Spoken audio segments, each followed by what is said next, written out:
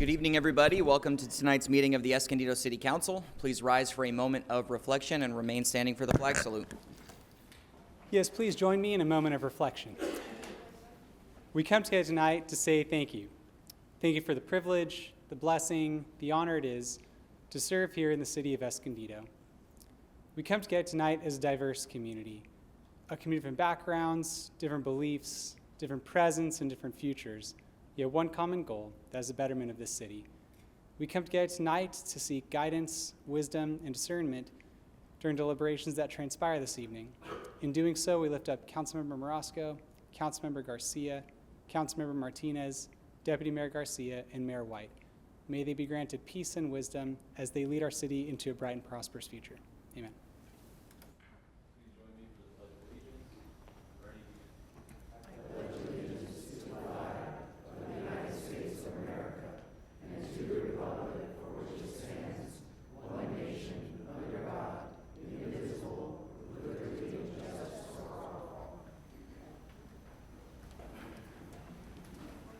All right, we'll call this meeting to order and do a quick roll call. Councilmember Garcia.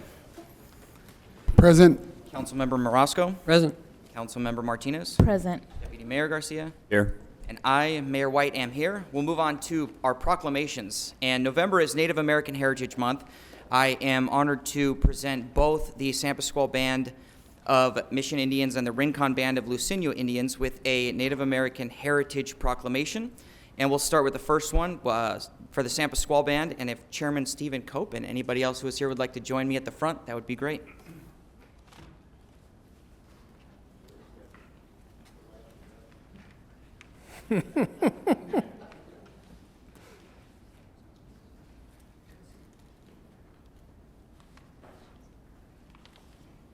All right. First, I just want to say thank you for being here tonight. Thanks for being a part of our community. I know you guys sponsor a lot of events and do a lot for Escondido. Thank you for making us a part of your community. And it's my honor to present this Native American Heritage Month proclamation, which says, whereas the Kumeyaay people are indigenous to a wide area of Southern California and northern Mexico that spans San Diego and Imperial counties, as well as northern Baja California.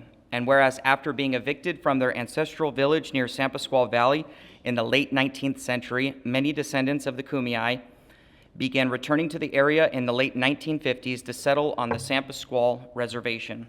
And whereas today the San Pasqual Reservation is a thriving community of over 1,500 residents with expanded economic opportunities that include Valley View Casino and other tribal business ventures that have improved the lives of tribal members and their descendants. And whereas the inspiring revival of the reservation can be seen in well-maintained roads, modern tribal government buildings, and in the overall well-being of the residents. And whereas the San Pasqual Band of Mission Indians continues to seek the enrichment and advancement of its citizens and future generations while honoring culture and traditions of the past. Now, therefore, I, Dane M. White, Mayor of the City of Escondido, recognize the San Pasqual Band of Mission Indians for their incredible contributions to our community and do hereby proclaim November 2024 as Native American Heritage Month in Escondido.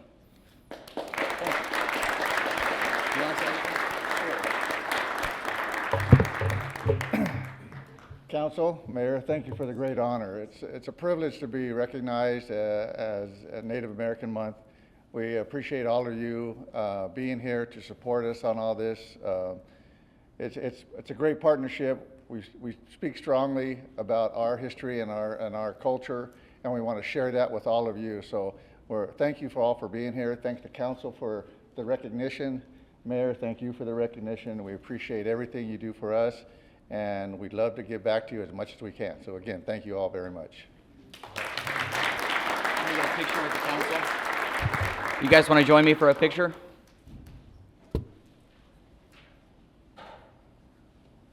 I'm gentle.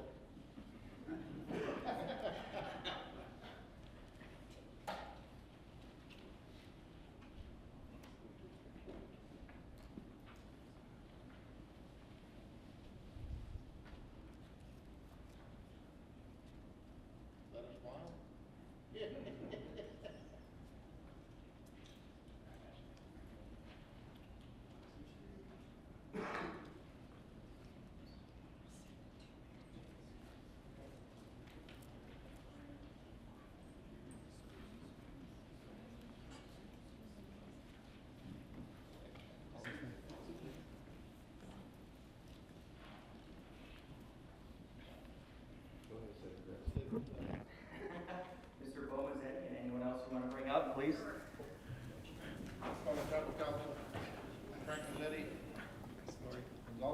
Likewise, thanks for being here. And again, thank you for being a part of our community and likewise making us a part of yours. For the Rincon Band of Luiseño Indians, Native American Heritage Month. Whereas, before the settlement of Spanish missionaries in 1769, the people of Rincon, also known as the, can you help me with that? Say that one more time in the microphone. What is it? The Payom-Cowichum, people of the West. Thank you. Inhabited the mountains, coastal plains, and river valleys of the northern San Diego County for 10,000 years. And whereas by executive order of the President of the United States in 1875, a small piece of federal land was entrusted to the Rincon Band of Luiseño Indians as compensation for their lost homelands. And whereas Rincon owns Harris Resort, Southern California, and uses profits from this and other commercial enterprises to provide government services such as police and environmental enforcement, health, youth, senior, recreation, and cultural programs, economic development, and a tribal court.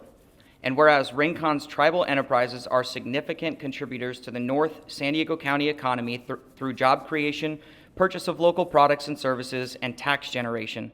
And whereas the Rincon Band of Luiseño Indians awards hundreds of thousands of dollars annually to regional nonprofits and public agencies that support quality of life programs.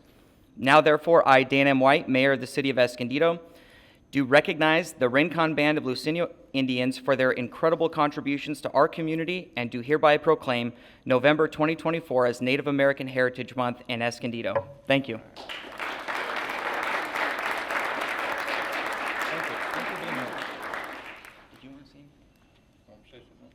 Go ahead. I love it. No, keep everybody up all night. No, thank you, Mr. Mayor and council members. Thank you for recognition of Native American Heritage Month. In the old days, we used to be American Indians, but it's Native American, I guess, nowadays. But something that a lot of you may not know is Escondido and the 5 tribes, Paula, Palma, La Jolla, Rincon, and Sapasqual, are tied together for life.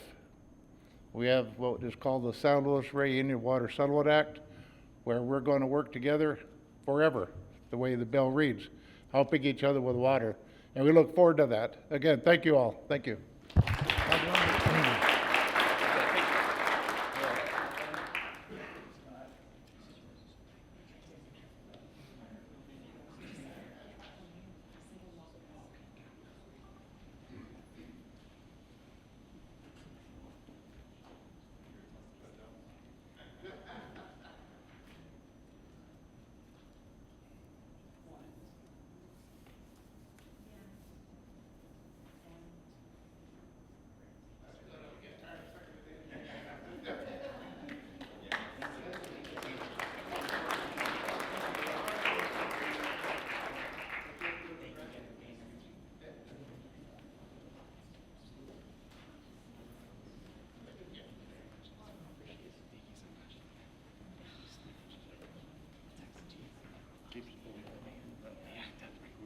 I'll leave these guys here.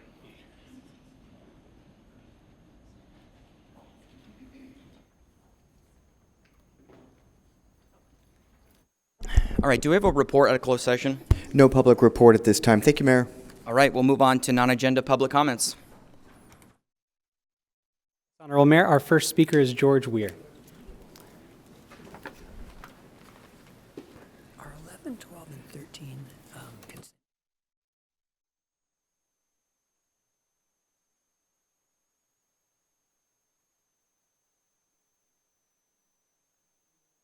Weir is not here, then we can go to, oh, Mr. Weir. Oh, I'm so sorry. I just saw you.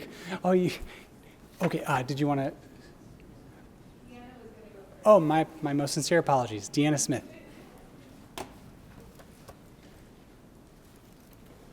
No orchestrating your speakers. That's just not allowed. So.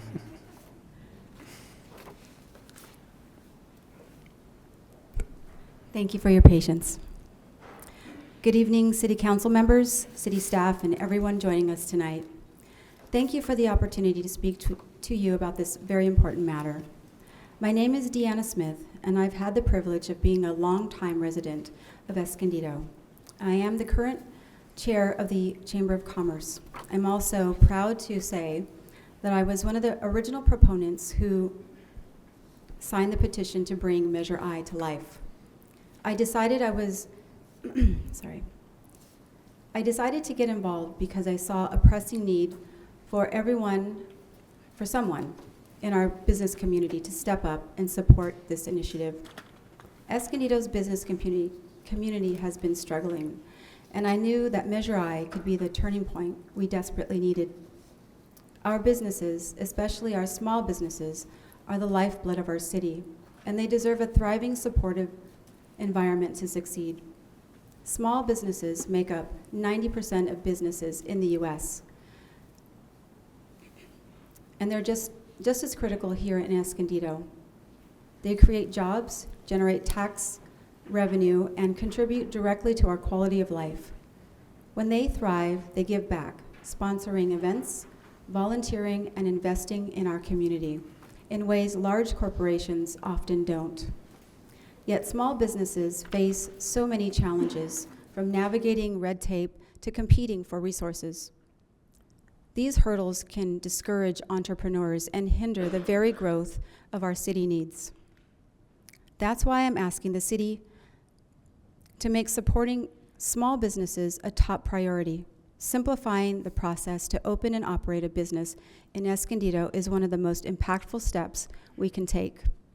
By investing in our economic development team, adding human resources, and upgrading technology, we can create an environment where starting and running a business is straightforward and appealing. This will attract entrepreneurs, foster job growth, and generate much-needed revenue for the city. Imagine an Escondido where small businesses choose to build their dreams because they know the city has their back. A place where business, community, and city government work hand in hand to create vibrant neighborhoods and thriving local economy. As we celebrate the passage of Measure I, I'd also like to introduce someone who has been instrumental in this process and a great success. George Weir is not only a successful business leader, but also a passionate supporter of the arts and culture. He understands how the arts can amplify our economic growth and bring our community together. Please join me in welcoming George Weir to share his vision for Escondido's bright future. Thank you.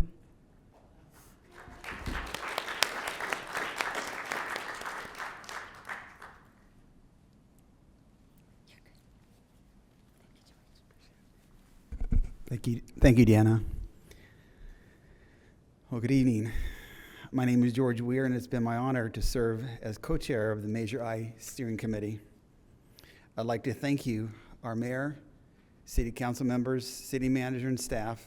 You chose to stop kicking the can down the road and tackle the very difficult task of addressing the city's structural deficit.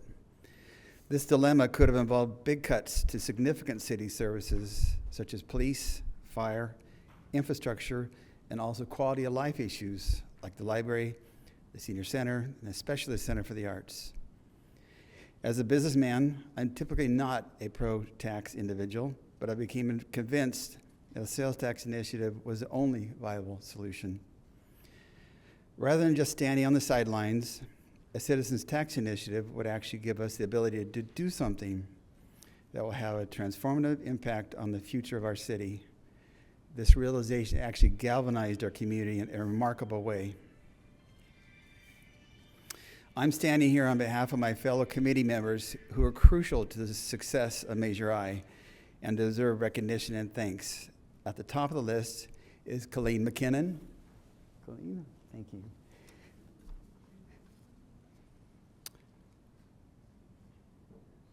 After agreeing to chair this community effort, I made the wise and probably best decision to ask Colleen to be co-chair.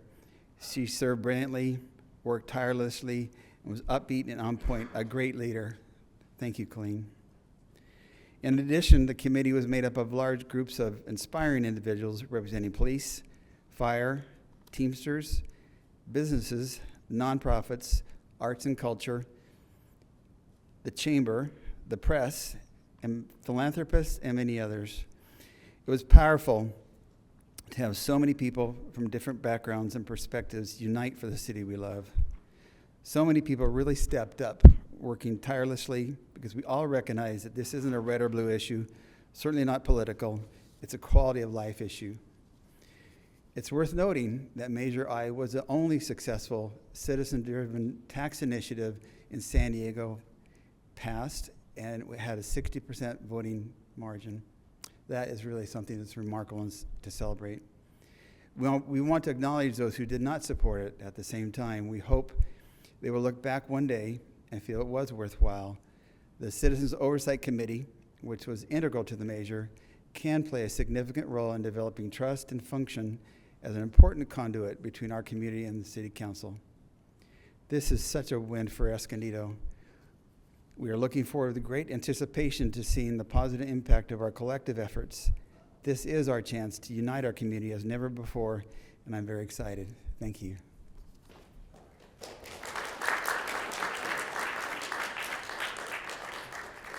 Our next speaker is Dolores McQuiston.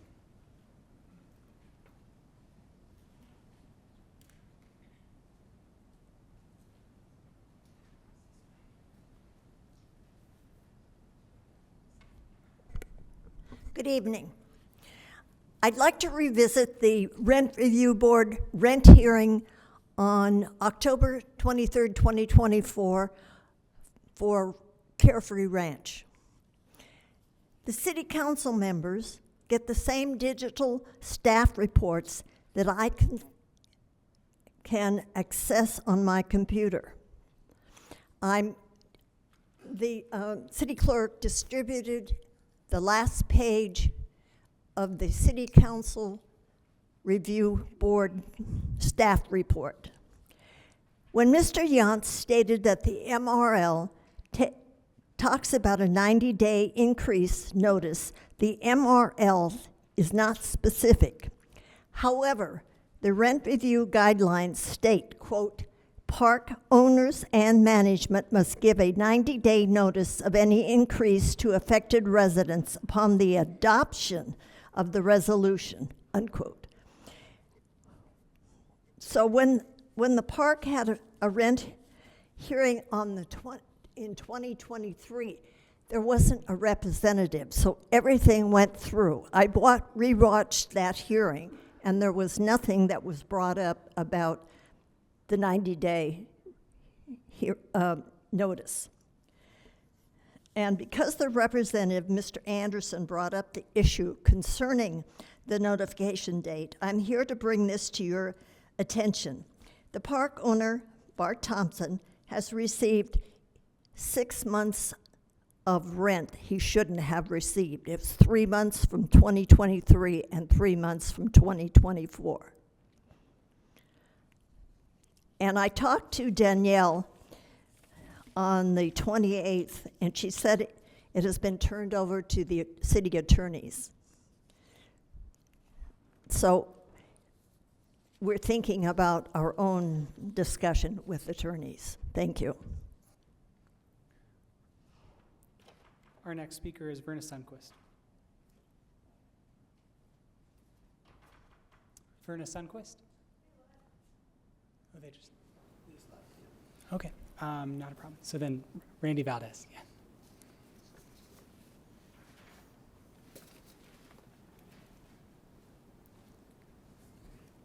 Good afternoon.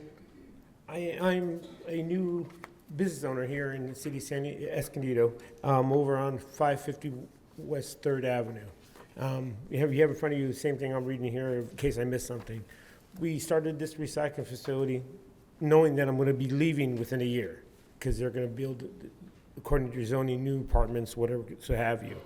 I didn't know that I wasn't allowed to be there. I answered the ad, signed into a contract, got a loan, left my job to start a new business. Since we've been there, me, along with your public works department, police department, code enforcement, everybody involved have gotten rid of homeless, the homeless encampments, all the trash on the 3rd Street, around 3rd Street, next door neighbor, Escondido Lumber, me, Guadalajara next door. Everybody's happy that I'm there. every department's happening there. I am also working with your economic development department on finding a permanent location within the city. I just would like to stay there until I find somewhere or until the new project commences, which is probably within a year. That's everything in a nutshell. It's all written down for you. Thank you. We can't respond to you here, but I see you put your phone number on here, and I'll give you a Yes. call tomorrow. Thank you. Appreciate it. Absolutely. No further oral communications. All right, moving on to the consent calendar. Items 1 through 14 are on consent. I will move to approve the consent calendar as is and ask for a second. I have a motion and second. Please open the voting. Voting is open. Oh.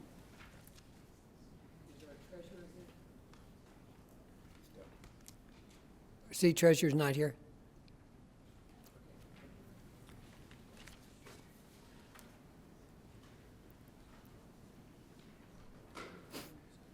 Motion approved, 5-0. Thank you.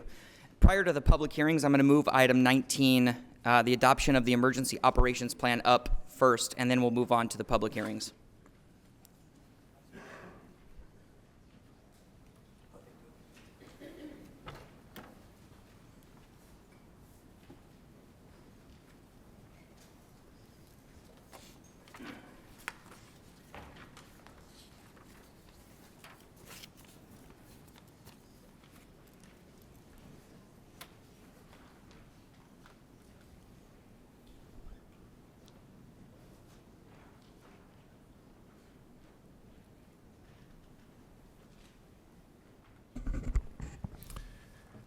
Good evening, Mayor, Deputy Mayor, Council members.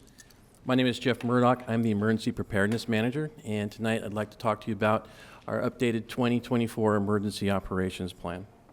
Our operations plan gets updated whenever there's changes in industry best practices, legislative changes, or even changes within our city's organization. Our Emergency Operations Plan is a requirement under the California Emergency Services Act, specifically Section 8610 of the California Government Code, and basically requires jurisdictions to have an Emergency Operations Plan or an EOP.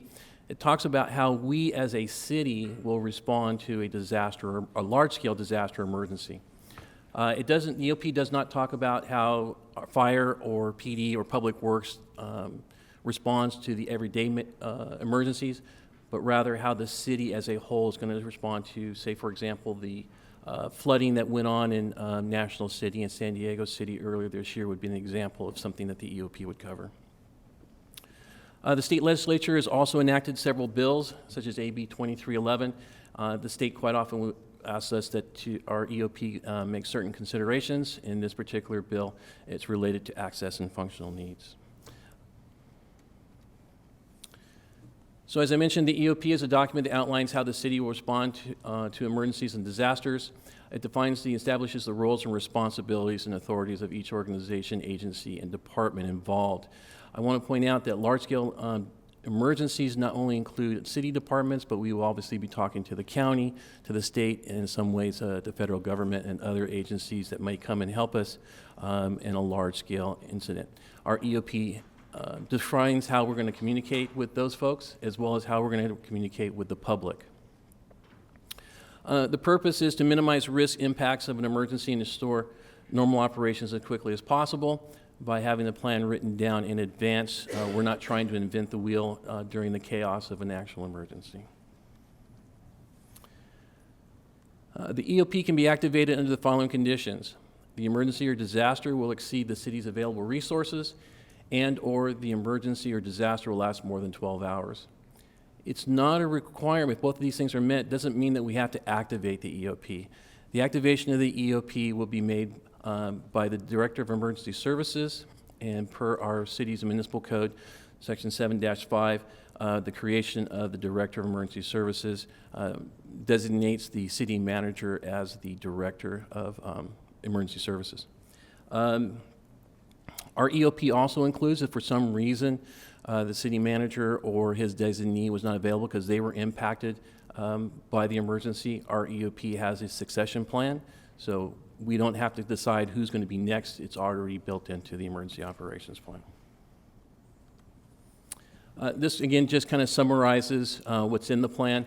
But basically, at the bottom, as you can see, the EOP has a variety of situations where we use it for training, we use it for response or recovery. When we look at response, the flooding obviously lasted for a few days, but the recovery can take a long time. If we look at Katrina, that took like 10 years. So the EOP is an important document. Portions of our EOP are also used in other documents with other departments. They take certain portions of it as well and put it in their document. So it is an important document for us. So staff recommendation is to approve the resolution number 2024-159, adopting the updated Emergency Operations Plan 2024. And that concludes my presentation, and I'm available for any questions. Thank you. Do we have any public comments? None. Okay, thank you. Thank you for the presentation. Thank you for keeping this up to date. I don't have any questions. Do any of my colleagues? Questions? None? Okay, then I will move to approve item 19, which is resolution number 2024-159? Perfect. And ask for a second. Motion and second, please open the voting. Voting is open.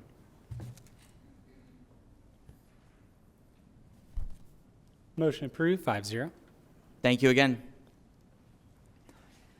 Now we'll move on to public hearings. The first one, which is the residential and commercial solid waste rate increase. Public hearing is now open, and thank you, Angela. Time's yours.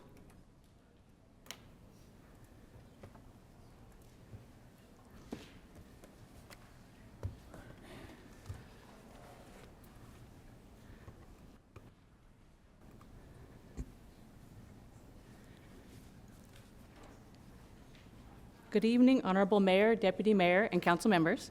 My name is Angela Morrow. I am your Director of Utilities, presenting the residential and commercial solid waste rate increase. In 2019, City Council approved a revised franchise agreement with Escondido Disposal Incorporated, also known as EDI, for residential and commercial solid waste and recycling services.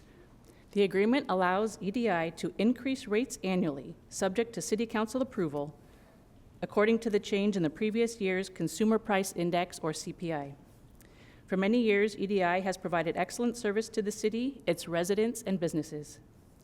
In addition to the numerous benefits that EDI provides to residential customers as a part of their base services, EDI also does the following at no charge: holds 2 shred, mulch, e-waste events in Escondido per year, assist Public Works with bulky item pickup, assist city staff with Senate Bill or SB 1383 compliance and reporting. This is the Organics Waste and Recycling Law, provides free disposal for city-sponsored cleanups, and sponsors several local community events. The CPI increased based on the difference between the last half of 2023 and the first half of 2024 is 3.4788%. The franchise fee is proposed to increase 0.5% from 13 to 13.5% to help keep up with the cost of inflation and maintaining operations. In fiscal year 23-24, city revenues from this agreement included approximately $3.59 million in franchise fee and facility fees, which go to the city's general fund, approximately $654,000 in revenue from Assembly Bill or AB 939, and household hazardous waste fees, which fund the city's recycling and waste reduction program. The proposed 0.5% increase in the franchise fee is estimated to generate an additional $150,000 for 1 year in the city's general fund. Public notices for this hearing were mailed to all customers on October 3rd. As of 4 p.m. today, 7 protest letters have been received. Solid waste rates consist of 4 components: the base rate, franchise fee, AB 939, and household hazardous waste. The proposed increases for residential customers would include increasing the base rate by the CPI, 3.4788%, and a 0.5% increase in the franchise fee. No changes are proposed to the AB 939 or the household hazardous waste fees. The total monthly rate for residential curbside trash and recycling collection would increase $1.19 per month. The proposed increases for commercial customers would include increasing the base rate by the CPI, a 0.5% increase in the franchise fee. Again, no changes are proposed to AB 939 or household hazardous waste. A typical commercial rate for a 3-yard container serviced 1 time per week would increase $5.46 per month. So where does this put this in relation to other North County cities that have franchise agreements? So currently, Escondido has the lowest rate for these cities shown here. With the proposed increases, if they are passed tonight, the city would jump up to the 3rd highest of these cities. However, on July 1st, 5 of the cities with the asterisk will have, or propose to have rate increases, and most likely the city at that point, again, would have the lowest fee compared to these agencies. This leapfrogging's been happening for the last few years, just because us and Oceanside are on a calendar year and the other cities are on a fiscal year. At this time, staff requests that council adopt Resolution 2024-143, approving the annual residential and commercial solid waste and recycling rate adjustments pursuant to the terms of the city's solid waste and recycling franchise agreement with Escondido Disposal. This concludes staff presentation. Thank you very much. Do we have any public comments on this one? None. Okay. We'll close the public hearing, and I'll open it up for discussion. Thank you so much for the presentation. So I just want to ask a question just for the public, just because there's clarification that something that I try to avoid is acronyms and everything, because I think, we want to be outside of our bubble. Can you explain what the franchise fee is, and can you explain what a CPI is, just for the public, please? So the franchise fee gives Escondido Disposal the right to collect services within the city limits, so they have that exclusive right. Those fees are a pass-through. They come to the city.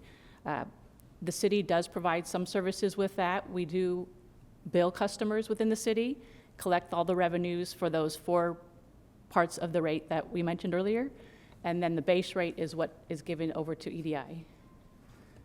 The CPI is just the consumer price index. Consumer price index for the San Diego area. Which is the rate of inflation, essentially. Yes. Okay. Thank you so much. Appreciate it. Anybody else? No? Go ahead. Just my experience over the many years here on the council, as well as resident in Escondido, I have always been extremely grateful for the relationship that we have as a city, as a community, with EDI, all that they have done within our particular region, as well as throughout the county in Southern California. I've found them to be extremely trustworthy, hardworking, honest, and diligent individuals, and I feel that they have purposely attempted to be as prudent and as effective as possible, especially when it comes to rate increases. I've never found them to be outrageous nor out of line in any way, shape, or form, so this is something I feel very comfortable in approving this evening. Would you like to make the motion? Move to approve staff's recommendation. I'll second that. Councilmember Garcia or Martinez? Nothing? Okay. Please open the voting. Voting is open. Motion approved, 5-0. All right, thank you again. Moving on to item 16 is the specific plan amendment, conditional use permit, and design review permit for Chick-fil-A drive-through establishment. The time is yours. Oh, we'll open the public hearing.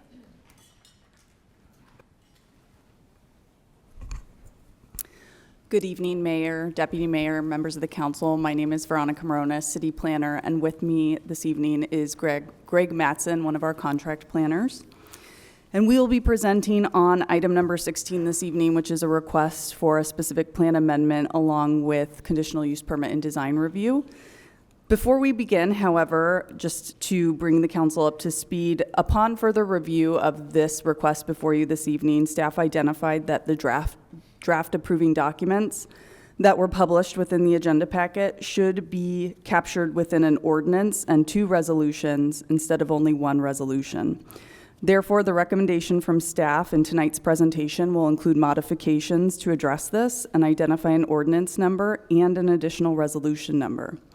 It is important to note that approval of the project based on the added ordinance and resolution numbers would not substantively change any of the information conveyed in the agenda packet for item number 16. Rather, it would break out the components of the project into their respective approval document. All findings identified under Exhibit B in your agenda packet would be applied to the respective approving document, and no changes to those findings would occur as a result of such. The ordinance would return to City Council, however, for a second reading in the corrected format at the December 4th, 2024 meeting. Did I pull up the wrong one?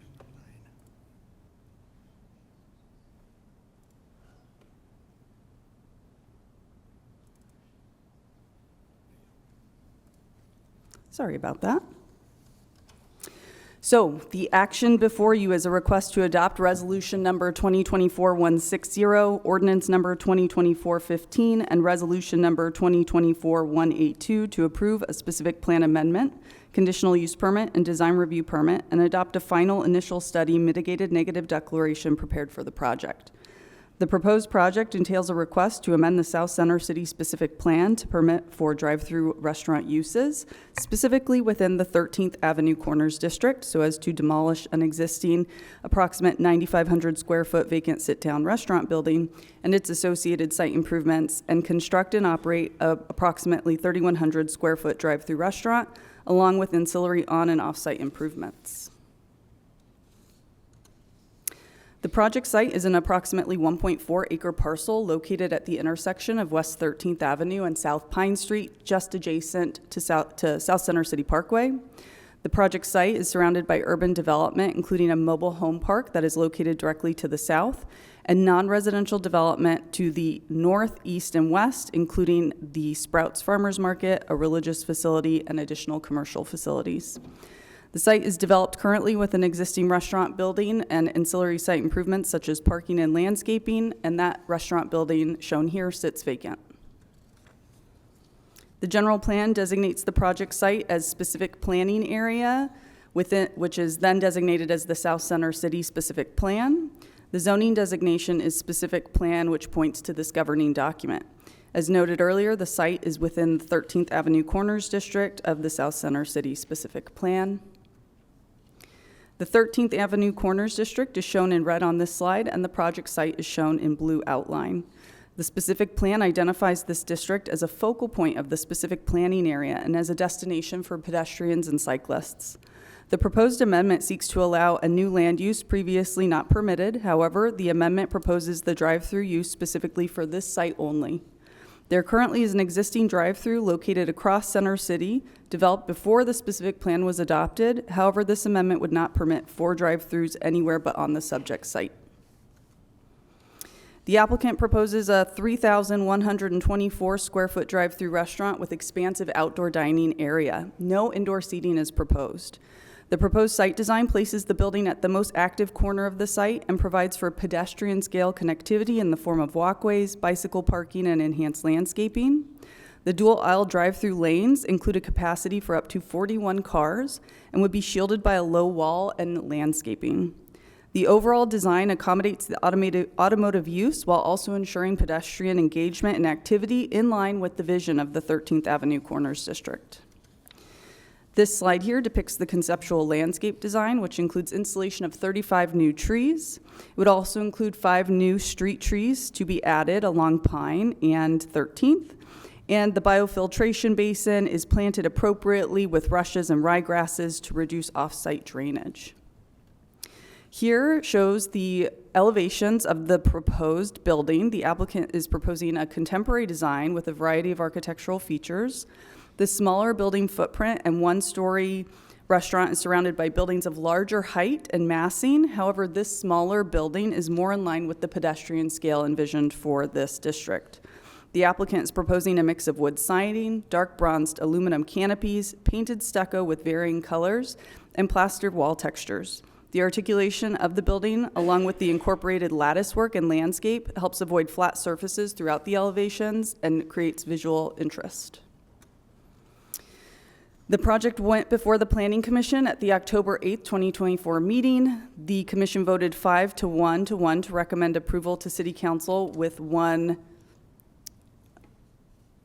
recommendation for denial and 5 recommending approval. Topics addressed include drive-through lane capacity, economics of restaurant uses, including drive-throughs, internal circulation and access, as well as conformance with the South Center City specific plan and the vision for the 13th Avenue District. A mitigated negative declaration was prepared for the project and circulated for public review, and no public comments were received on that document. Mitigation measures incorporated in the final document address potential impacts to biological resources, cultural and tribal cultural resources, along with a few others, but are mitigated to less than significant impacts. Therefore, staff recommend adoption of Resolution 2024-160, Ordinance 2024-15, and Resolution 2024-182 based on the findings identified in Exhibit B of Resolution number 2024-160, which approve the final initial study and mitigated neg deck and adopts the mitigation monitoring and reporting program, approves the specific plan amendment, the conditional use permit, and the design review permit. And that concludes staff's presentation. The applicant, I believe, is present and available as well. Does the applicant have a presentation as well?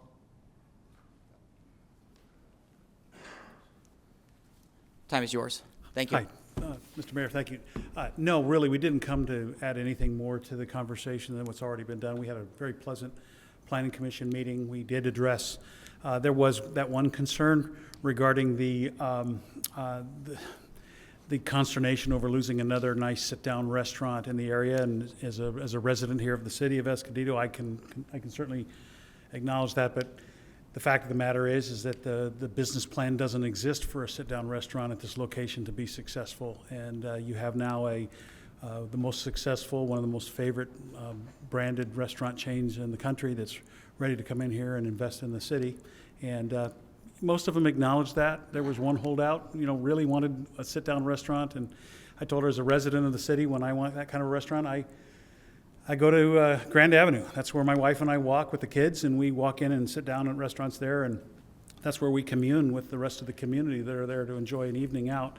I don't think that this location is conducive for the kind of walking thing that at one time was envisioned.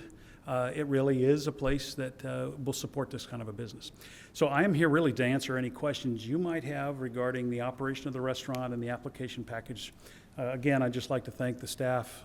They've worked really hard to come up with a very beautiful building, a very workable site plan. We've got an elegant presentation to the community that's coming by, and we stand by the design. So, thank you. I don't have any questions. One question, I probably missed it, I apologize. The time frame on construction? We're already into building permits, so we're hoping to break ground April, spring, and get open before the new year. That would be our hope. Okay, so within 2025? That's the plan. Yes, sir. Great, thank you. Yes, sir. Hi there. Thanks for being present this evening. Questions, this would be the second, right? Chick-fil-A. Are there plans for the other one to close, or? No. So we'll have 2. And then was there any kind of, I am also kind of sad about losing that beautiful building, but I understand that, yeah, it has been sitting vacant, and it sat vacant for a long time before it became that Italian restaurant before they closed. And it was really good food too. Was there any? I'm just kind of, I know that there's a drive-through across the street. Yes. Has there been any kind of engagement with the neighbor? Because that is a residential area. Yes. Letting them know, hey, there's going to potentially a drive-through coming through. Any kind of. Well, yes, absolutely. Reaching out to the community in that surrounding area? Yes, ma'am. So we publicly post on the building itself for anybody passing by that this is the proposal. They can come and take a look at et cetera, et cetera. My name and phone number is right there. I didn't get any calls from any of the neighbors. Okay. I've been out there several times, taking pictures of the property and getting ready, kicking the tires, if you will. And I've talked to people walking by and let them know. But did we do a formal outreach to the community? No, we did not. Nothing more than what the city did with us. Right. Not beyond the legal requirements. That's correct. Okay. Yeah. Got it. Okay, yeah, I was just curious. I always like when that's done, but I know it's not required, and I was just curious because it is a pretty dense surrounding neighborhood in that area. Yeah. If we get any wind that there's concerns, then we definitely do that. It's very common for us to do that. We had 0 concerns being registered throughout this entire process, you know, so no. Okay. And then the initial, in the diagrams before, the initial kind of plans to make that kind of more walkable, are those still included in the upgrades? Yes, ma'am. So Okay. we're investing heavily in pedestrian amenities for the approach to the building. We acknowledge the city's desire to make this a pedestrian friendly. We are going to get pedestrians coming from the neighborhood. Yes. And they are going to be coming. And so if you've seen the pictures of the design, we've got this really nice pedestrian amenity out in the front that's very welcoming to the city, Yes, thank you. to the community. It also hides some of the vehicle activity a little bit, so it gives it a more neighborhood feel. Okay, great. Thank you. So my comments, question comes from my years back in the day when I was on planning. We usually would receive a report that the amount of the analysis would show us that stacking for the vehicles was fine, and then we found out that it wasn't quite what it was said to be, because some of these restaurants are absolutely they're wonderful. Yeah. And Chick-fil-A is one of those. So, but 42, did I hear that correctly? That was the amount? 41? 41. Okay. All right, 41 seems to be quite a bit. I understand the whole seating outside. It does get a little cold here and it does rain a little here.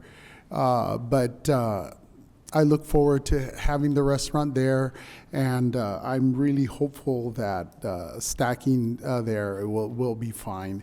But thank you for investing in Escondido. Of course. Okay, thank you. Of course. Do we have any public, you got one more? Okay, let me close the public hearing first. Do we have a public comment? We do have one public comment from Jordan Sereno.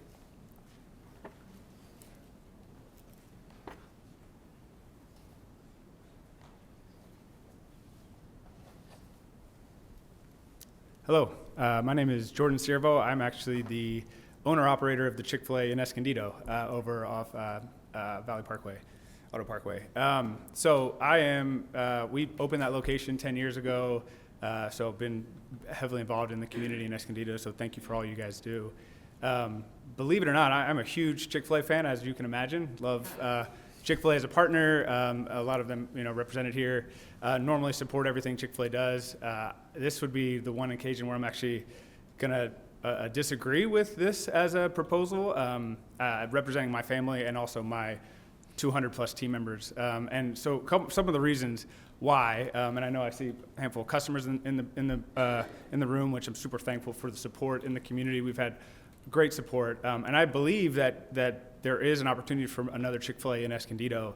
I just believe that being a mile down the road doesn't actually reach a broader part of Escondido. And so what essentially we would be doing is just splitting our current customer base and hitting, basically taking a significant impact from my business and not necessarily reaching East Escondido, South Escondido, and parts of Escondido that are underserved in that community. And as a result, when that location opens and a significant amount of business disappears, I will be forced, unfortunately, to lay off a significant amount of my staff who have worked for me for 10 plus years and depend upon that as their livelihood. So obviously it's an impact to my family as small business owners, but also to all my team members. And I think there are opportunities. I love Chick-fil-A. I've loved partnering with Chick-fil-A, and I think I've loved Escondido. I think we get comments all the time from our customers about, I hate having to drive so far from, down at near the mall or out in east part of Escondido, but I don't think this necessarily solves that problem. And I do, to your point, Councilmember Martinez, I think having that so close together, and also just the drive-through, what we call in Chick-fil-A, drive-through only location, which means there's no dining room. We also have a very small dining room, if you guys have ever been to our location, which is very difficult for families and children. And if this was what was originally intended, it seems like by the city, similar to the concept that Chick-fil-A just opened in Carlsbad or La Jolla, they just opened those this year, no drive-through, just a dine-in restaurant, you could essentially solve both problems. I mean, I personally think it's still too close, but if you were going to do it, you would have the dine-in area for, in that part of Escondido, whereas I don't really have much dine-in opportunity, but our drive-through is still functional, and you wouldn't worry about the stacking onto Center City Parkway, which has gotten much busier. So for those reasons, I think it's not the best use of the space for the city. Also, from a tax revenue standpoint, I know that probably weighs into it. A big percentage of that you're already receiving from my customers that are then just going to move over. So for those reasons, I would just implore you to just look for another opportunity somewhere else in Escondido for Chick-fil-A. Thank you so much. Thank you. We'll close the public hearing and go ahead. I was going to move to approve the staff recommendation. Perfect. I'll second it, but does anybody else have any questions for staff? No? No? No? No? Okay, please open the voting. Voting is open.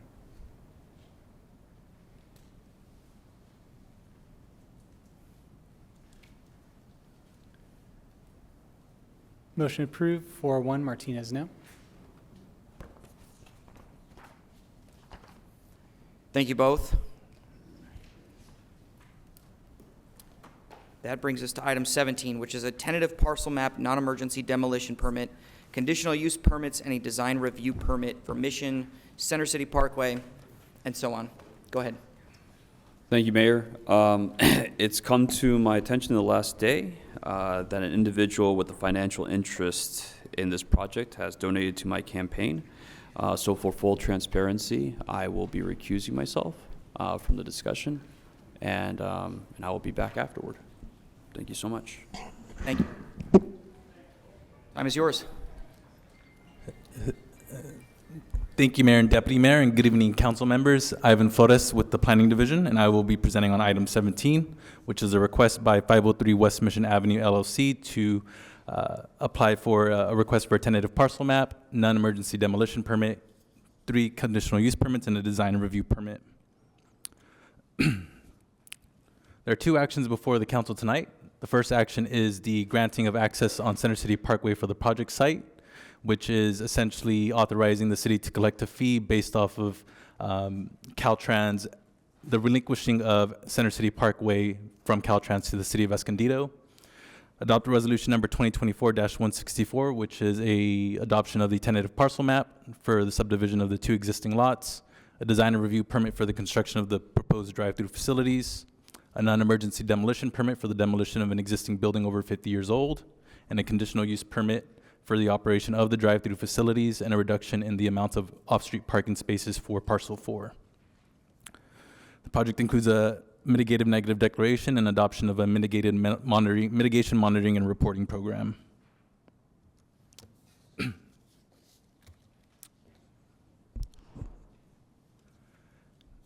As noted, there are several entitlements requested by the applicant. Typically, majority of these entitlements would be heard by the Planning Commission, but due to the request for a non-emergency demolition permit, all associated entitlements were elevated to the City Council.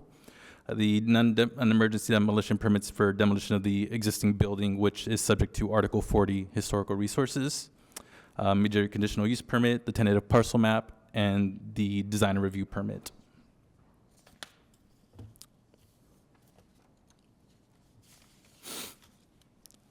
On October 8th, 2024, the project was heard by the Planning Commission. The Planning Commission had several concerns. Most notably, they were concerned about the proposed traffic signal for the left turn pocket on northbound Center City Parkway, the type of businesses that are intended to occupy the tenant spaces, and the use of compact parking spaces on Parcel 4.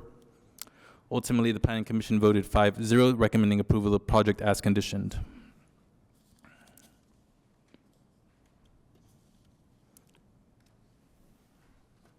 The project is located at the southwest corner of Mission Avenue and Center City Parkway. It's currently occupied by a Quality Inn hotel and restaurant building located at the northeast corner of the project site. The parcel is currently only accessed on Mission Avenue. As a part of the project design, the applicant is proposing a left turn pocket on Center City Parkway to service the site.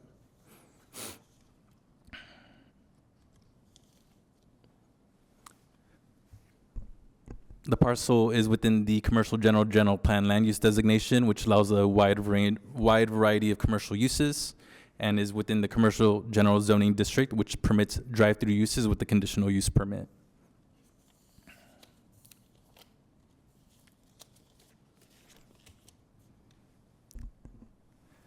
The applicant proposes to subdivide the existing 2 parcels into 4 parcels.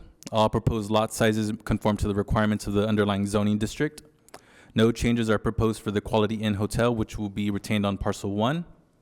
Parcel 2 will be occupied by the Starbucks. Parcel 3 will be occupied by the Chipotle. And Parcel 4 currently has an unknown tenant.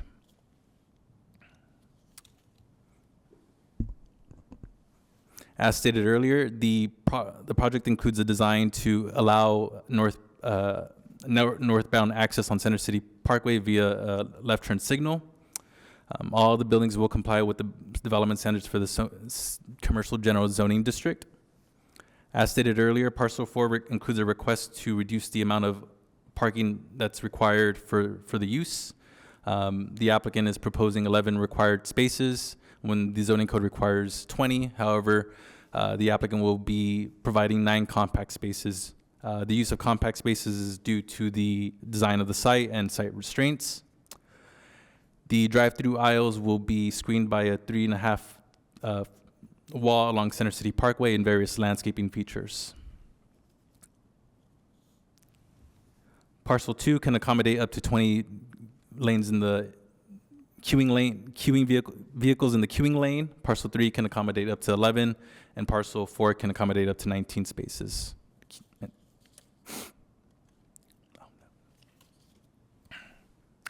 Here is a snippet of the proposed landscaping. Throughout the development, the applicant is proposing a total of 50 trees, along with 20 street trees along Center City Parkway and Mission Avenue. The requirement for street trees is 17 along Center City Parkway. However, the applicant will be exceeding that. The landscape palette consists of shoestring acacia, marina strawberry trees, and eastern red bud.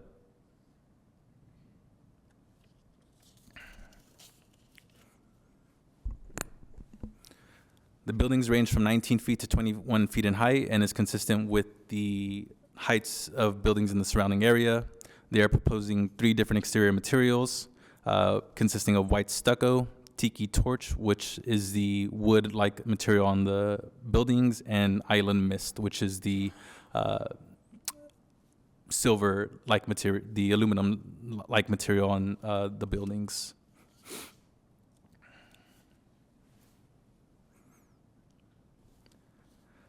As stated, the request includes a non-emergency demolition permit for the demolition of a building that was constructed in the Googie architectural style in 1962. The Historic Preservation Commission, prior to its dissolution, voted to recommend approval of the demolition of the building to the City Council. The building is eligible for listing on the city's local register and is eligible to be listed in the California Register of Historic Resources. However, as discussed in the findings in the approving resolution, the demolition of this building would not diminish the type of architectural style that exists in the city, as there are better examples of this. An initial study mitigated negative declaration was prepared for the project and was circulated for public review from July 24, 2024 to August 26. The city received 1 public comment from the Department of Toxic Substance Control. However, the comment did not require revisions to the draft initial study MND. Mitigation measures have been incorporated to address impacts to biological resources, cultural resources, and tribal cultural resources.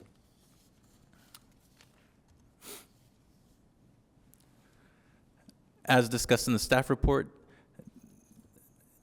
development impact fees will be reduced based on credits from the removal of the existing restaurant. This is typical of development credits. Specifically, the traffic impact fee will be credited in an amount totaling approximately $115,653. There's also a request to credit the sewer and water connection fees, which is based on the removal of existing meters for the building. And I believe the applicant is here to request additional fee waivers. Based on the analysis in the staff report and the Planning Commission recommendation, staff recommends that the City Council adopt the following resolutions for the project. Resolution number 2024-163, approving the grant of access on Center City Parkway, and resolution number 2024-164, approving the tentative parcel map, the design and review permit, the non-emergency demolition permit, the 3 conditional use permits, and adoption of a mitigated negative declaration and the corresponding MMR, mitigation monitoring and reporting program. That'll conclude staff's presentation, and the applicant is present. Thank you. Do we have any public comments on this item? At first, the applicant would have an opportunity to present, and then we'd go to public comment. Okay, We do that's have one fine. public comment. Okay. We'll go ahead and invite the applicant up. And the time is yours.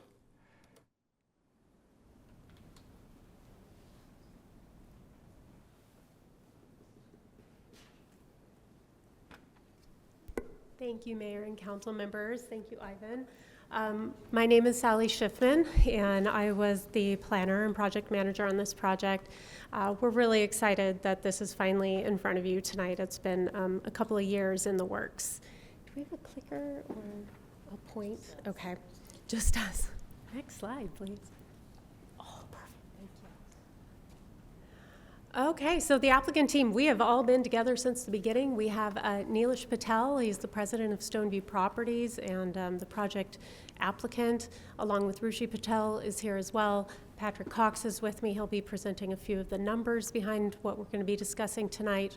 And then we had the Moore Group for engineering and architecture, MSLA for landscape architecture, and HWL Planning and Engineering did the mapping for this project. So the site is, this is a kind of a wonky aerial, but north is to our left. This site has been historically underutilized. It was built out in the early 60s, and there it stayed. And this is what we're envisioning. So we would like to see these 3 new drive-through restaurants. This would completely revitalize this corner. There would be the new access point off of Center City Parkway, along with all of the off-site improvements that come with that. So we do have new sidewalks, new landscaping. We would be reconfiguring the dedicated right turn from eastbound Mission to southbound Center City. We would be putting in a dedicated right turn on into the site on southbound Center City, as well as just the typical curb gutter sidewalk. These off-sites will account for about 30% of the project improvement costs, and that's upwards of $2 million. So a lot is being invested into this area. So what are some other benefits? First is that, this really is a gateway to the city, coming in off the freeway and heading south on Center City. And we really did take that responsibility to heart in the design of the site and that corner. This is very visible for the city and for people passing through the city. Tax benefits. It's anticipated that on average, the revenue from this site, both for the 3 new buildings as well as the increase in occupancy at the hotel, will be approximately $130,000 a year. This is likely to actually be greater than that given the new tax that just passed. And then 50 new jobs. We just heard that Chipotle alone is looking at having 50 employees, and so we're actually anticipating somewhere upwards of 125 or more employees among the 3 restaurants, as well as the increase in employment at the hotel. And then, of course, there's ripple effects. When you revitalize an area, that typically will help with the surrounding area. So there would be spillover, hopefully positive impacts for the surrounding area as well. People would go to the other shopping centers at the other corners.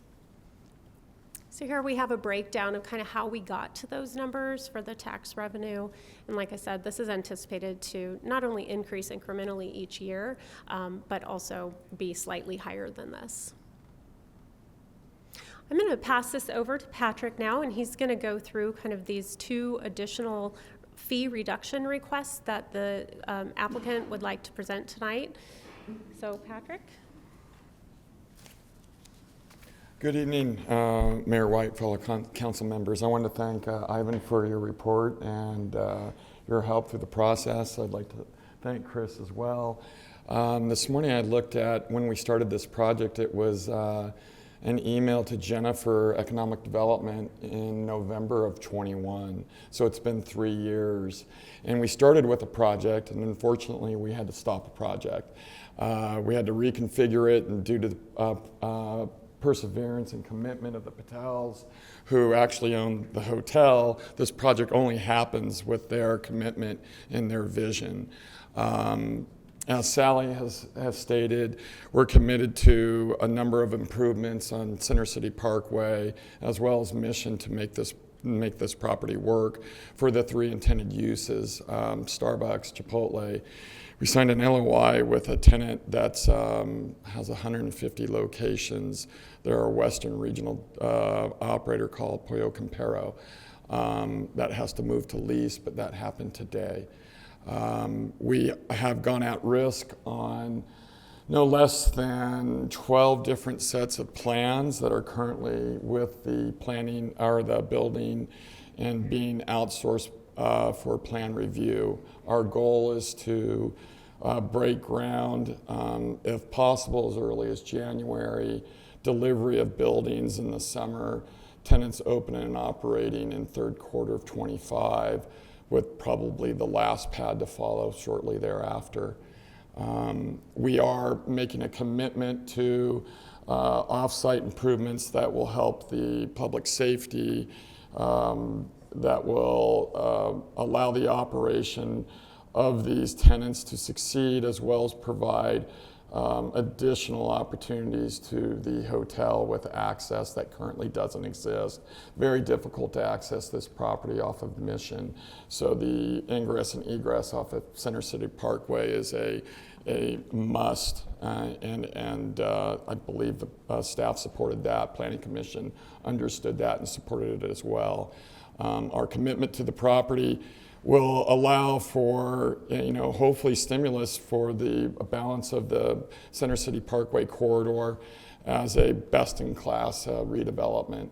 We're looking for a bit of help from the city as it relates to some concession on the impact fee and the access fee, given our commitment to all the improvements related to Mission and Center City Parkway.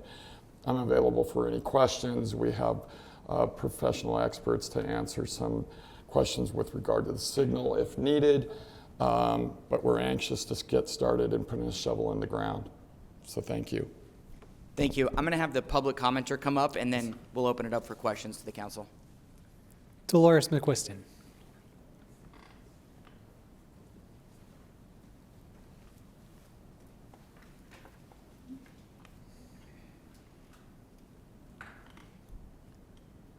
Good evening. My concern has been discussed. Okay. Thank you. Thank you. Okay, is that the only one? That's all. Perfect. We'll close the public hearing. And I would just like to say thank you to staff for the presentation. Thank you all for being here. I'm inclined to support the request. I think they've done their fair share of off-site improvements.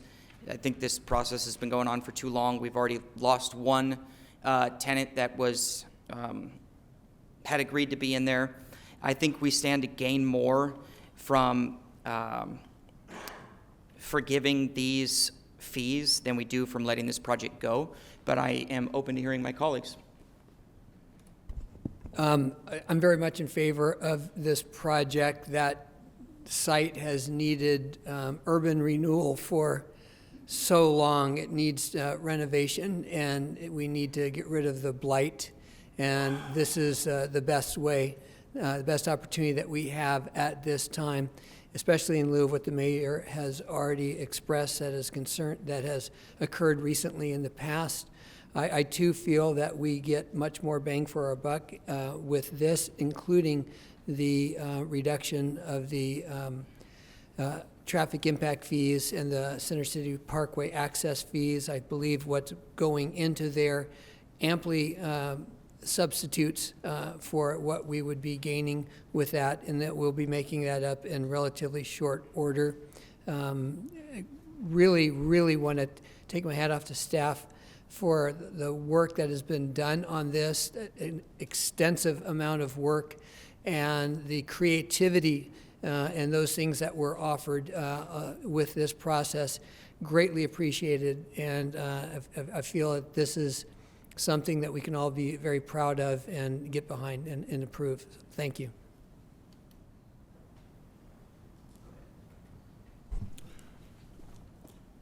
Just a couple of comments. I'm excited for this development to happen in the area. I think this is a gateway into Escondido that is extremely important as not only residents but visitors drive through this area, and to be able to improve this area, to be able to bring some new life. We have on one side of the street some new life going on. It's very much improved. And now on this side, on the other side, the opposite side, we'll see the same. So thank you very much for bringing this forward, staying persistent. As as it's been mentioned, one of the prior tenant we were all excited and interested in coming, but unfortunately it didn't work out. But you've stayed persistent, and I agree with my colleagues that removing these fees we'll get it'll be an investment for us rather than just forgiving fees, but it's going to be an investment for the entire city. So thank you very much.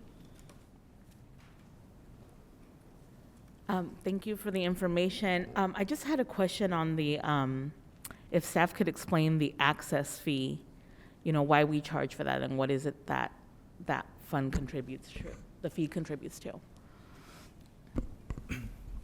Yeah, I could take a stab at that, Councilmember Martinez. And so the Center City Parkway access fee is a fee that was levied on the Habit project across the street. Prior to the city taking over Center City Parkway, was constructed by Caltrans. It's staff's understanding that once Caltrans relinquished Center City Parkway to the city, that there was long-term maintenance agreements for properties that had access on Center City Parkway. As the Habit Burger was going through the development process, there was concerns raised with the long-term maintenance agreement mechanism. And so what had occurred was, as a part of the Habit and I believe Latitude, the city had assessed this fee as a fee to essentially sell back those access rights to those developers who wanted access on Center City Parkway. Great, thank you for that. And then the traffic impact fees, can you share what those fees go towards? I have to defer that to our engineering team.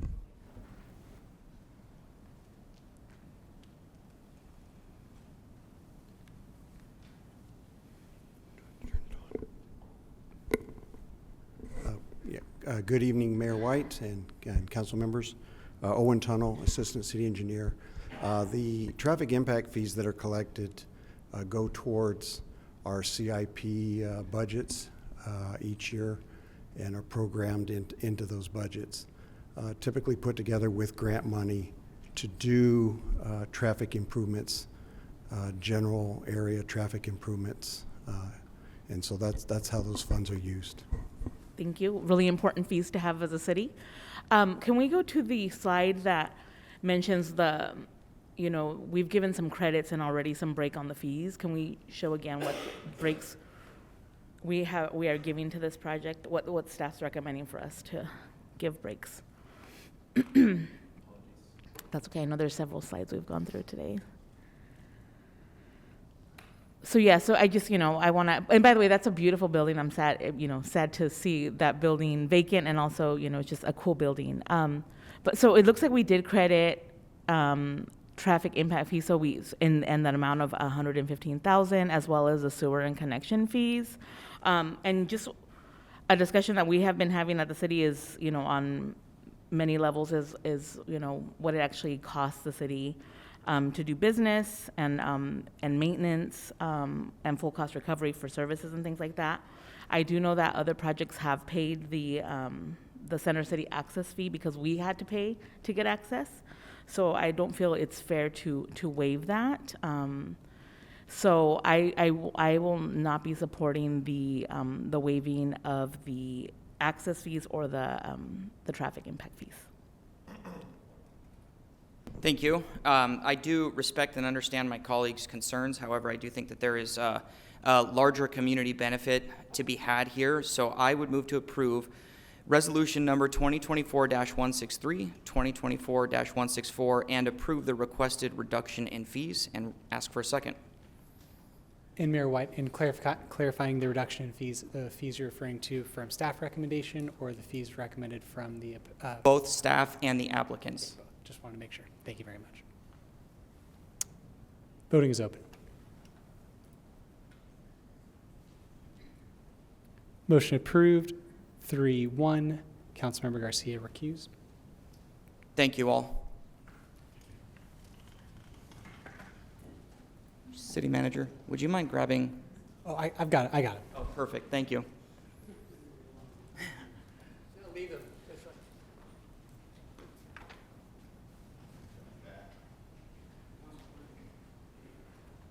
We will move on to item 18, which is an extension of the interim urgency ordinance prohibiting new commercial battery energy storage systems within the city of Escondido. And we'll open the public hearing and turn the time over to Ms. Moronis. Good evening once again, Mayor, Deputy Mayor, members of the council. Veronica Moronis, City Planner, here this evening to present on item number 18. Before we get started, just one quick correction. Staff would like to note that there are 2 nominal or in-name only cleanup items within the draft resolution that have been addressed by our city attorney's office and should be in front of you. These would impact page 590 of the agenda packet only, and they're just 2 cleanup words. So the action before the City Council this evening is adoption of Ordinance number 2024-14, which would extend Urgency Ordinance 2024-12R for 10 months and 15 days while city staff, in conjunction with decision makers and stakeholders, study and identify potential impacts of commercial BESS facilities and measures for mitigating any public safety, health, welfare, and economic development concerns.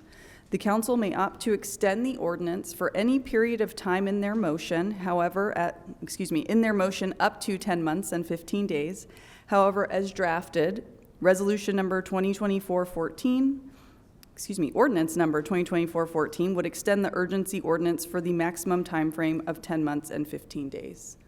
So to reiterate, the current drafted ordinance is for the maximum amount allowed under state law. However, council could choose any period up to that amount. Extension of this ordinance requires a 4/5 vote by the council. Before we discuss why this item is before the council this evening, a bit of background on what a battery energy storage system, or BESS, is. This is a facility that collects energy from the grid, stores it, and then discharges it to the grid at a later time, usually during peak demands for purposes of creating grid reliability. For the purposes of this urgency ordinance, a commercial BESS is a commercial facility whose primary use is to provide electricity to third parties at wholesale typically.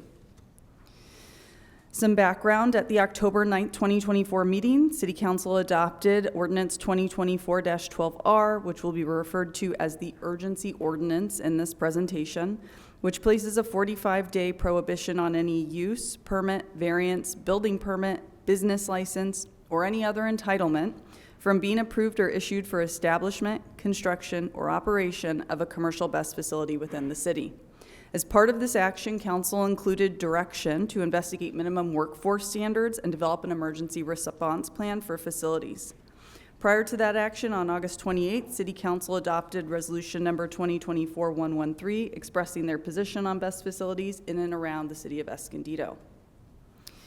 The adoption of the interim urgency ordinance is codified in state government code, specifically Government Code Section 65858A, permits for a jurisdiction to adopt an interim ordinance for a 45-day period, which, as previously mentioned, the council did on October 9th.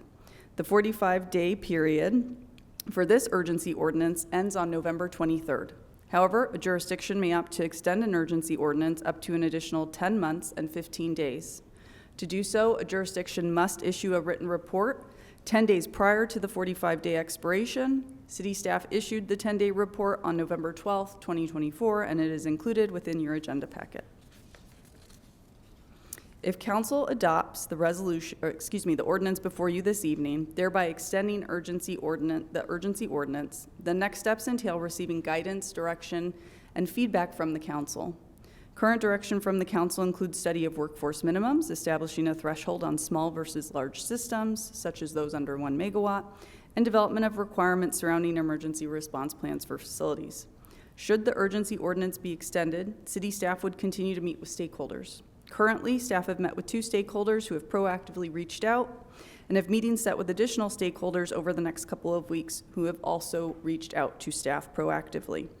Under exploration and development of a formal zoning and/or health and safety ordinance, Staff would proactively seek and solicit feedback from various stakeholders. Additionally, staff will continue to work cross-departmentally and research and study the topic, best practices, and review what other jurisdictions are implementing in regard to best facility regulation. As of the date of this meeting, staff have received 3 requests from outside parties regarding this ordinance with general inquiries and additional offers to share information from their respective fields. That concludes staff's presentation, and I and additional staff are present for any questions. Thank you. Do we have any public comments? Yes, we do. Our first speaker is Corey Schumacher.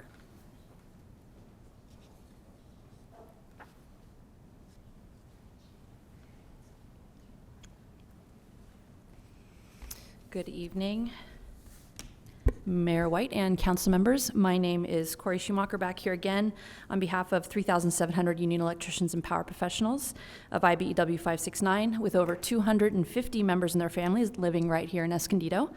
I'm here to urge you to reject the maximum extension of the urgency ordinance before you tonight and establish minimum workforce safety standards for all stages of a best facilities life cycle. In the November 19th letter we submitted to the council and staff, we shared data analysis from the Electric Power Research Institute, which houses the most comprehensive database on BESS incidents available. Analysis shows that the most common root cause of BESS failures are due to the incorrect installation of components essential to maintaining the balance of the system. That is, failures due to work being done during installation, assembly, commissioning, testing, maintenance, repair, retrofitting, and even decommissioning. The Escondido BESS incident is listed in this database as undergoing maintenance at the time of the incident. This is a mere 8 to 9 months after one of our C10 licensed contractors was pulled off maintenance of that project. We now have confirmation that the contractor doing the maintenance at the time of the incident was not one of our C10 licensed contractors. The scope of work entailed in the common root cause of BESS failures falls squarely within the scope of C10 licensed contractors employing certified electricians. Crucially, the specialized work that specifically covered in Energy System and Microgrid Training and Certification, or ESAMTAC courses, our apprentices take as a requirement to graduate from our registered apprenticeship program. It's time to ensure the right workforce is doing this work. There are 2 pathways to achieve the protection that comes with establishing minimum workforce standards for all stages of a BESS facility's life cycle: amend land use and zoning codes or amend the Escondido Fire Code. Both are necessary, and the land use zoning pathway is well served through the exceptional city planning staff that you have here in Escondido. But while amending land use and zoning codes can take up to 2 years due to potential environmental studies, amending the fire code could take a matter of months. We think it makes sense to amend the fire code while studies are underway to amend Escondido's land use and zoning. We therefore urge the council to reject the maximum extension of the urgency ordinance and instead initiate amending the Escondido Fire Code to establish minimum workforce safety standards. Specifically, require that all electrical work be performed by a C10 licensed contractor employing certified electricians, and require that a minimum of 15% of the on-site certified electricians hold an ESAMTAC certification. Preventing incidents before they happen is the best fire safety for our communities, the communities that we live, work, and play in. Thank you very much for your time and consideration and your focus on this very important issue. Speaker is Dan Harmon.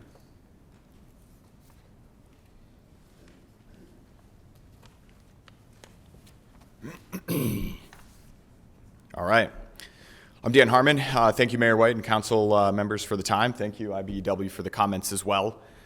So I'm Dan Harmon here from Middle River Power. Middle River Power is a power plant operator and developer, specifically with a focus on creative solutions that accelerate the energy transition in California, particularly decarbonization to meet the needs of consumers and communities. We specialize in repositioning existing safe and critical resources by co-locating and hybridizing it with a battery energy storage facility. We deliver clean, reliable energy solutions to the consumers and, again, the communities that we serve. And we have successfully deployed battery energy storage system projects throughout the state at all of our natural gas peaking facilities, particularly with success in California, to meet the state's clean energy goals, which are admittedly ambitious. We're currently working on a 52 megawatt, 1 hour battery energy storage project off of Auto Parkway. While this may be a surprise, this is a CEC state permit as it is connected to our existing thermal facility, but I wanted to come today and make ourselves known. This project has a long-term offtake agreement which provides reliable, renewable, and affordable power to San Diego Community Power, which is the counterparty for our offtake agreement to buy the power. And notably, the facility will use new lithium iron phosphate battery technologies, which is safer and more reliable than old NMC technology, which is the type that has been more known to have thermal runaway. And again, according to EPRI, which was cited before, between 2018 and 2023, the global grid scale BESS failure rate has dropped by 97%. And a lot of that is due to proper training of organized labor, as well as the technological advancements themselves. So our business strategy combines new resources with underutilized legacy generation, particularly thermal, and it drives a more clean, reliable, cost-efficient resource. A lot of the interconnection at our facility, Cal Peak Enterprise off of Auto Parkway in Citricado, goes unused for 95% of the time. So this battery allows us to utilize the 95% of the time that interconnection goes dormant to serve reliable, clean power to the community. We've been here for many years, the facility for 20, our company for 6. We've been good neighbors, no material violations or emergencies. We've engaged with local fire departments to ensure that this project is designed and constructed to the highest standards. Further, we're committed to being a part of this rulemaking process, should you so choose to go that way, and we want to respond in a constructive way to ensure that the needs of Escondido are met. We would implore you to do this expeditiously and develop new rules that are important for decarbonization and the reliability of the grid. And again, battery storage plays an important role in this region's transition to clean, renewable energy, which is the lifeblood of civilization. We look forward to getting smart regulations in place as soon as possible so we can continue the important work for the state, this community, and we want to be a part of that process with you. Our final speaker is Cristina Marquez.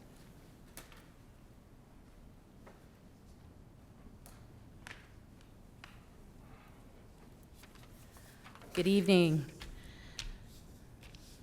Mayor White, Deputy Mayor Garcia, and council members.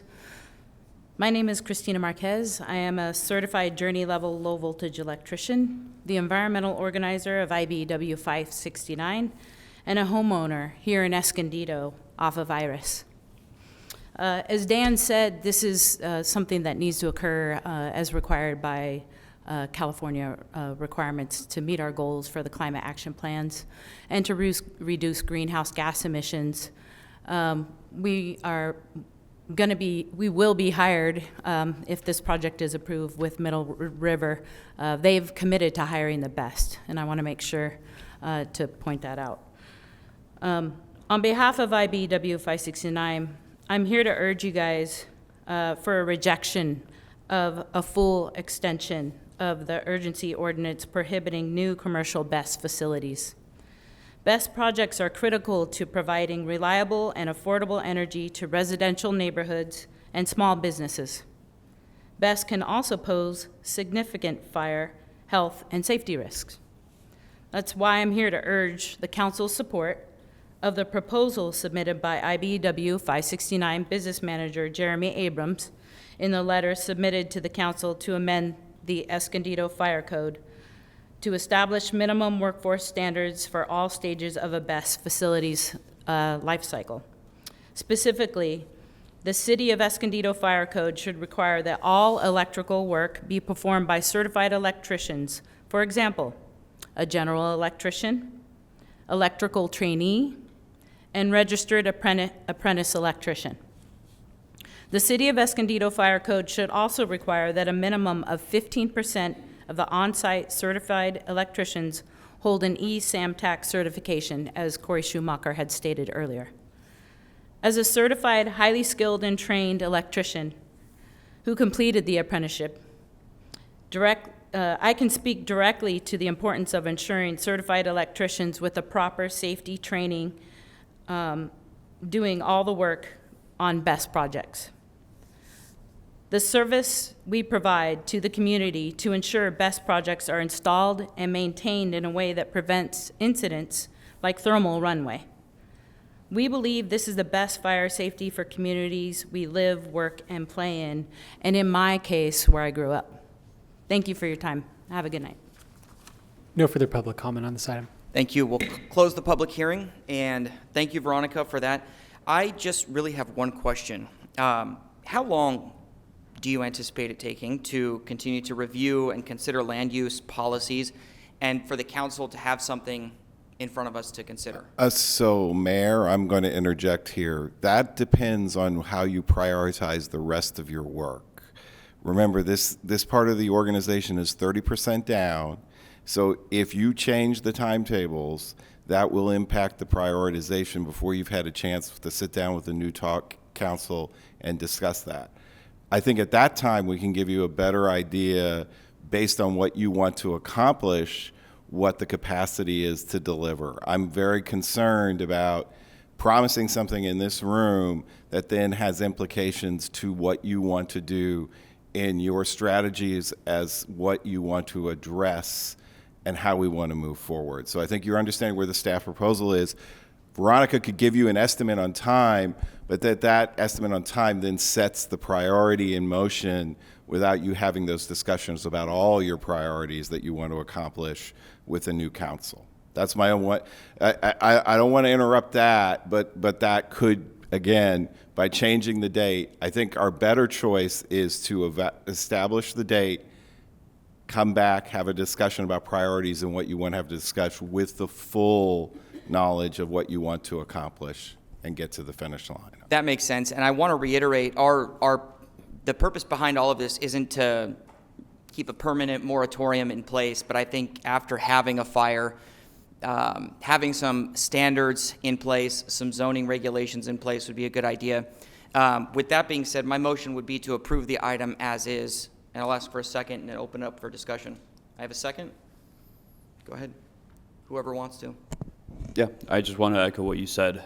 This is not for a permanent suspension. This is just, we want to make sure that what we're doing is carefully drafted, carefully considered. We are looking into every option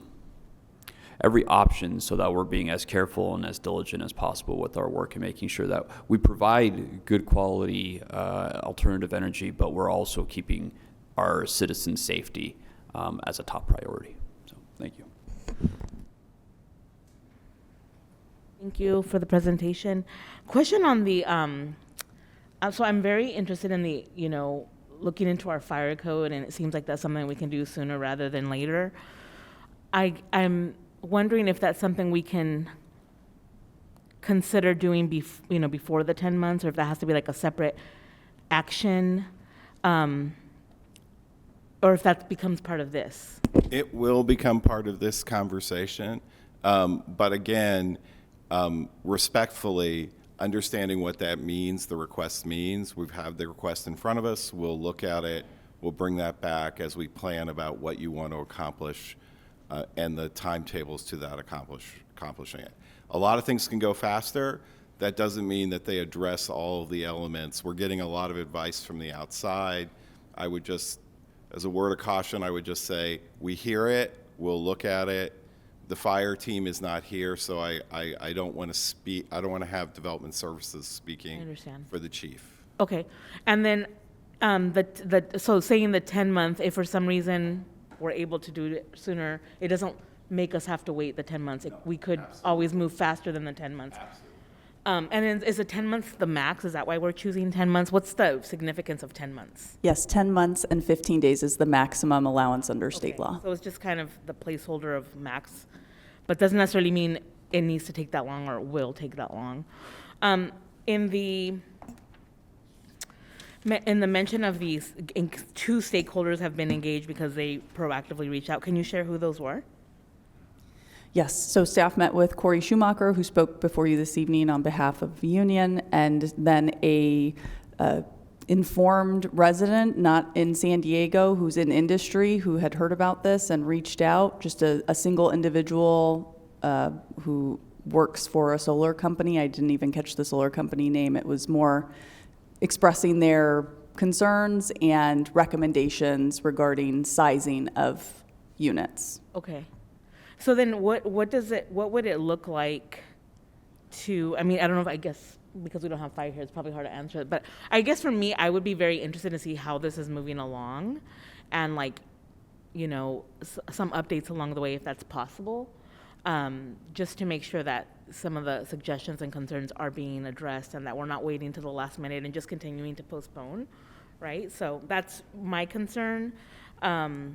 and I'm very interested in having workers who are trained, and it seems like it's a priority for me, and then also exploring our fire code. So I would just say that I really would like to do that sooner than later.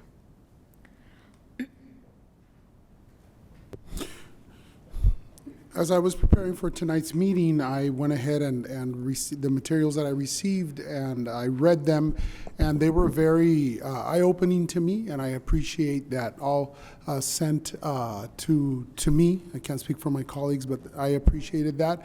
It helped me learn and understand better, and that in turn will help me to ask better questions when it comes before us again. And as I understand, if we vote tonight for the maximum, the 10 months and 15 days, there's no longer a possibility for us to continue delaying it. That's it, right? And there is nothing, just to put on the record, there is nothing that holds us from. That's right. You have 10 months and 15 days in order to make that decision, but you don't need all that time. If you are able to accomplish it earlier, you can dissolve that resolution, or the ordinance, pardon me. Wonderful. I just wanted to make sure that that was perfectly clear. Thank you. Okay. If there are no other questions or comments, then please open the voting. Voting is open.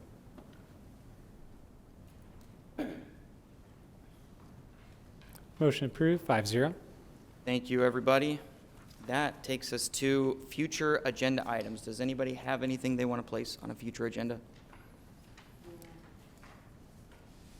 I would like staff to talk to us, maybe a presentation or what can we do regarding, I've seen an increase on panhandlers at corners, in wheelchairs, and I think it's extremely dangerous to be out there. So I'm wondering if there's anything that we can be aware of, what we can do, or not specifically asking for an item, or a presentation or something like that. If it's just a request, we can follow up on that request. I was just going to say, any future agenda item will have to wait for 2025 at this point. So, but happy to follow up on that item. Yeah, thank you. Just one thing on that. We did have an incident several years ago where someone, I think it was on mission, had gone into the middle of the street to collect a donation that was being provided and was struck and killed. And the city created an ordinance that prohibits anyone from actually utilizing the center medians for any type of panhandling or the like. A lot of the folks out there are part of organized groups. They know exactly where the state properties are, where the city properties are, and they generally will choose properties that they assume are out of Escondido's jurisdiction. Because if you do see someone who's especially on a center median doing that in Escondido, you can notify EPD and they'll go over there and they'll take care of it. Yeah, absolutely, that would be my first recommendation, is making sure we're notifying EPD, and to not fall into the trap of actually encouraging that behavior by stopping, because that's dangerous too, and honoring the panhandling request, because that creates a safety issue in and of itself. But it is a reportable item to the police department. But we'll follow up, give you some information about that. Thank you. Yeah, and I do report on that, and I appreciate that, because we want to make sure that our residents are safe here in Escondido. Thank you. All right, Councilmember Subcommittee reports. Councilman Morosco. Just real quick, it's been a while. There's been a lot going on in the city of Escondido. It goes all the way back to the EPD trunk or treat and a lot of other things. On the 11th, we had Vet Fest. There's Vet Parade that was held in Escondido, and really want to thank staff and management for helping to make that possible, that could occur once again, because I know it's really enjoyed and highly respected by a lot of the vets and their families. the mayor and I were able to participate in a ceremony at the memorial here at Grape Day Park, which was excellent, and we really appreciate the invitation for that. And then over at the VFW Post, there was a luncheon that was extremely well attended, and Bo Mazzetti was the guest speaker at that event. Deputy Mayor Garcia and I also attended the California Center for the Arts Town Hall meeting, where they discussed their plans for the future. And last week I attended the Palomar Hospital President's Council meeting, and next one of those will not be until January, but they are very dynamic in so many different areas of healthcare within our community, and partnerships on a major scale, not only partnerships locally with other medical groups, but countywide, statewide, nationally. Pretty amazing. But I really want to take a moment to congratulate Doug Schultz for his win as city treasurer and coming back to us, Deputy Mayor Christian Garcia, and like to congratulate and welcome Judy Fitzgerald, who will be the new D4 representative in a very, very short period of time.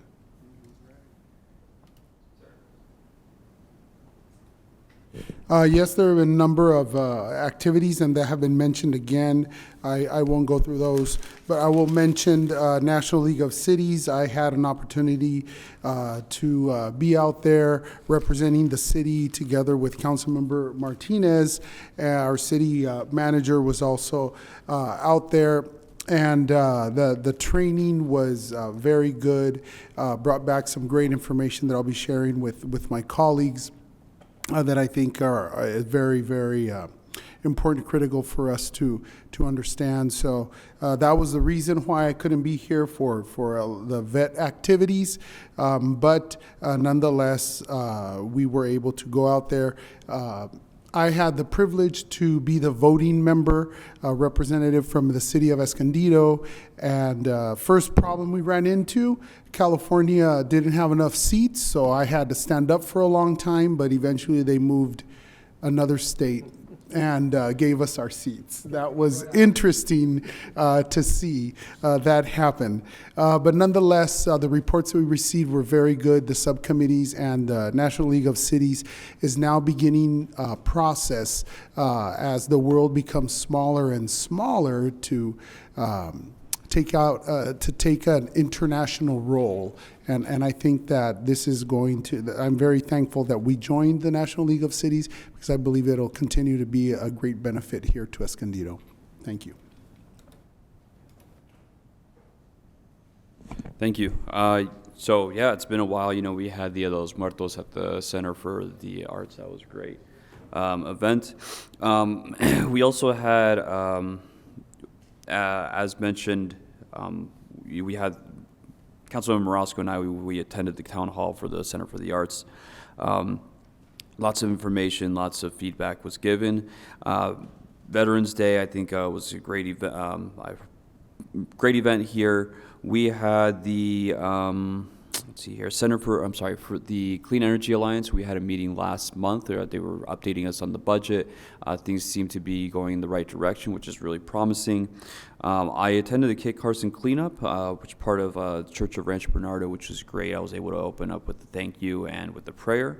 And as always, thank you to my community for the privilege of serving you. It has been a while since we've been at a council meeting, but good to be back. Yeah, I was at the National League of Cities. We've been a member 2 years, and so this was a really special one because it was the 100-year anniversary of National League of Cities, and it was their biggest gathering yet. And they hold workshops, speakers. They also introduce you to different tools and resources available to cities. Some are local infrastructure hubs. They help you apply for grants, and they also share different types of funding opportunities, and they introduce you to heads of federal departments that can help you navigate towards applying for grants and assistance. So much resources and potential. So I really was excited to learn about that. They also do off-site tours so you can see innovative things that are happening within the city. So this was in Tampa Bay, and they're doing really exciting things around arts, culture, and economic development. So I love to visit other cities to do research and kind of see like, what are they doing? What are some ideas that we can bring back to our city? So I have tons of ideas, and I brought some resources that I will be sharing through our city manager.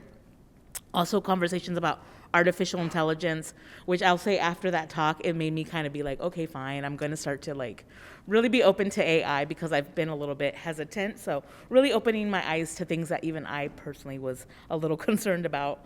So really excited for the opportunity for that. And I thought it was very helpful for the city.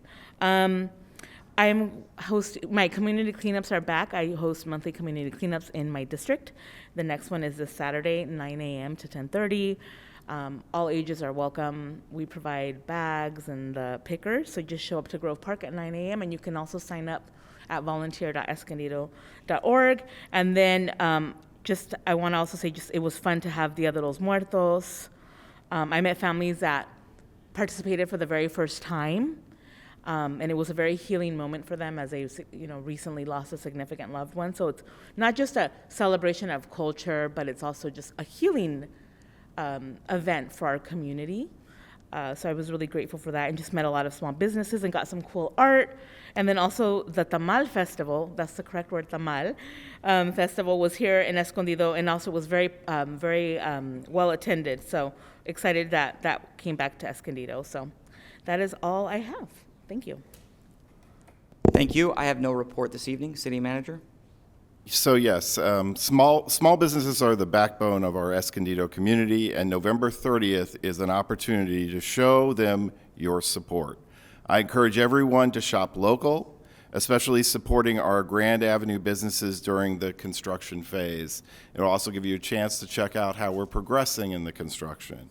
And also check out the Escondido Downtown Business Association for information on holiday events happening all month long during December. Do we have any other public comments? None. All right. This meeting is adjourned.